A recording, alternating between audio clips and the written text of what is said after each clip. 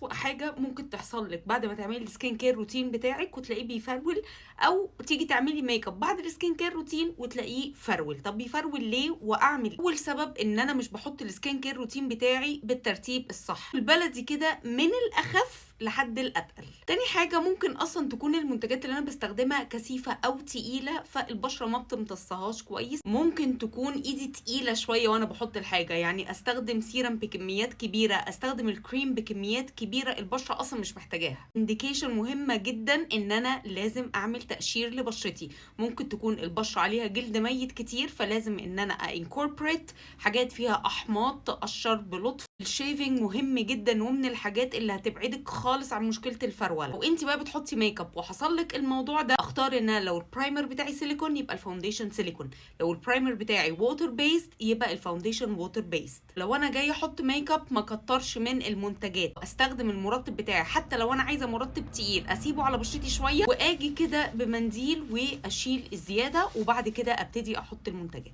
حاجه برضو مهمه مش عايزاكي تنسيها، هو ان انت تدي فرصه للمنتجات انها تتشرب. ما تحطيش كل حاجه ورا بعض، ادي بين كل ستيب والتانيه كام كده ثانيه علشان البشره تمتص البرودكتس كويس. ابعتي بقى الفيديو لصاحبتك اللي السكين كير والميك اب بيفرولوا منها، واعملي سيف عشان ما تنسيش الخطوات.